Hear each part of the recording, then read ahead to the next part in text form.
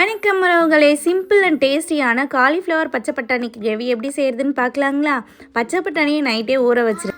கடாயில் தண்ணி வச்சுக்கோங்க. தண்ணி நல்லா கொதிச்சதும் நம்ம கட் பண்ணி வச்சுருக்க காலிஃப்ளவரை இது கூட ஆட் பண்ணி அதுக்குள்ளே மஞ்சத்தூள், தேவையான அளவு கல்லுப்பு ஆட் பண்ணி நல்லா வேக விடுங்க. ஒரு 1 மினிட்ஸ் நல்லா வெந்தால் போதும்.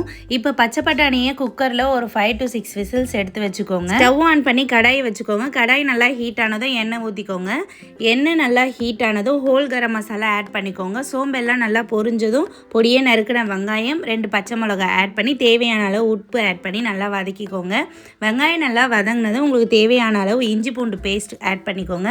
இஞ்சி பூண்டு பேஸ்ட்டோட பச்சை வாசனை போகிற வரைக்கும் நல்லா வதக்கிட்டு தக்காளி ஆட் பண்ணிக்கோங்க. தக்காளியை ஒரு தட்டு போட்டு நல்லா வேக வச்சுட்டு உங்களுக்கு தேவையான அளவு மிளகாய்த்தூள், கரம் மசாலா, மஞ்சள் தூள் இதெல்லாம் ஆட் பண்ணி நல்லா மிக்ஸ் பண்ணிக்கோங்க.